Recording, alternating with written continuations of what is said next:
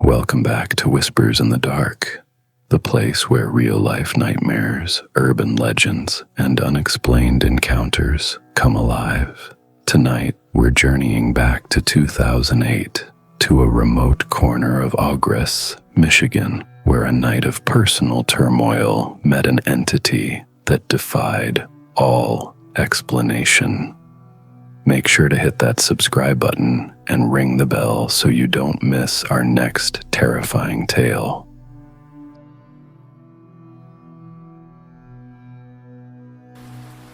Some moments in life are so profoundly disturbing, so utterly alien to our understanding of reality, that they become etched into the very fabric of our memory. They don't just fade, they lie dormant, a cold presence, waiting for a quiet moment to resurface.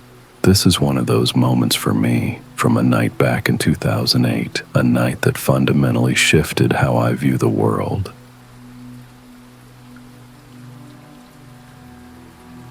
I was in my early 20s, visiting my girlfriend, Sarah, at her mother's double-wide trailer. This wasn't just out in the sticks.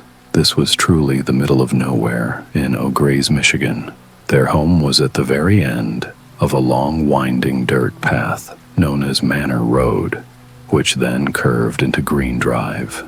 It was a desolate stretch of land, close to the cold, gray expanse of the Saginaw Bay, dotted with forgotten canals that once held more water, now mostly overgrown with reeds.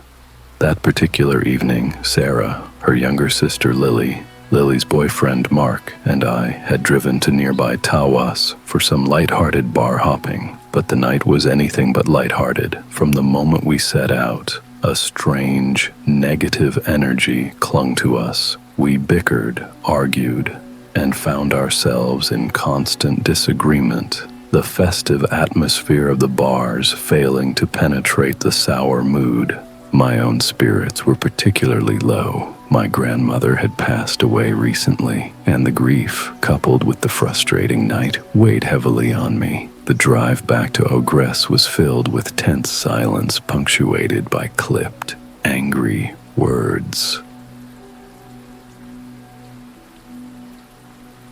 When we finally pulled up to Sarah's mother's house, everyone quickly piled out of the car and stormed inside, eager to escape the suffocating tension. I, however, stayed behind. The car, parked on the gravel road in the dim twilight, became my impromptu sanctuary. I rested my head on the steering wheel, allowing the dam to break, and silent tears began to fall. I was in a truly bad place, feeling utterly defeated and alone.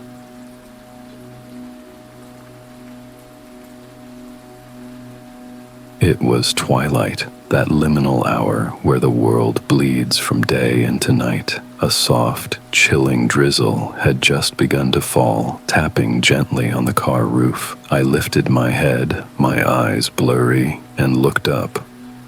And then I saw it. On the very roof of the double-wide trailer, silhouetted against the fading, bruised sky, stood a figure. It was impossibly tall, easily 7 feet, a shadow so profoundly black that it seemed to absorb the meager light around it, making it darker than the twilight itself. Its form was unmistakably human-like, yet unnervingly slender, almost elongated. But what truly froze me to my core were its eyes. 2 tiny, piercing pinpricks of pure white light staring directly at me, burning holes through my very being. Its arms were disturbingly long, ending in what appeared to be unnaturally long fingers hanging loosely by its sides.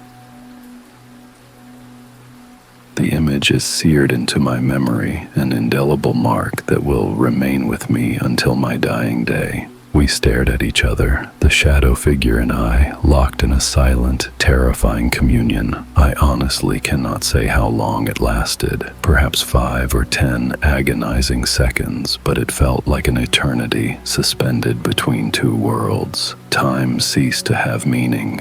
Then, from the other side of the trailer, the porch light flickered on. A sudden splash of yellow light illuminated a small portion of the roof. away from the creature. Moments later, the shadow of the front door swung open, casting a brief, sweeping darkness across the roof where the figure stood. And just as quickly as it had appeared, it vanished when the door's shadow passed over it. One moment it was there, a terrifying sentinel. The next, it was gone, swallowed by the fleeting darkness. My grief, my anger, all my previous emotions evaporated instantly, replaced by sheer, unadulterated terror. I scrambled out of the car, my hands shaking so violently I fumbled with the door handle. I bolted up the short ramp leading to the front door, heart hammering against my ribs, and burst inside. The scene within was exactly as I had left it. Everyone was still drunkenly brawling and arguing, their voices slurred and their faces flushed with anger. I tried to yell, tried to warn them, but my breath was ragged, my lungs burning from the sprint. "There's a shadow," I gasped, my voice a frantic, manic whisper. And then it happened. Whatever was on that roof slammed down onto the exact spot where I had seen it standing. The impact was so violent, so profound, that the entire double-wide trailer shook. The floorboards beneath our feet vibrated. The cheap decorations rattled on the walls, and dust motes shimmered in the air. It was an impossible physical shockwave. Everything stopped. The drunken shouts died instantly. The arguments ceased. Everyone in the room froze, eyes wide, staring at each other in bewildered, sudden silence. They all turned to look at me, their faces now pale, their expressions a mix of confusion and dawning horror. "Yeah," I managed, my voice still catching in my throat, but now tinged with a manic certainty. "That's what I was going to tell you. Something is on the roof."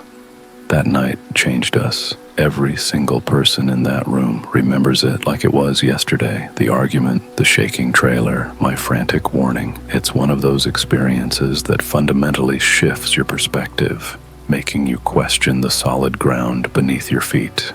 It proved, in the most undeniable way, that there are things in this world that defy our logic, things that exist just beyond the edge of our perception. My ex-girlfriend's mother has since passed, and the trailer itself is long gone, removed from that desolate stretch of Manor Road.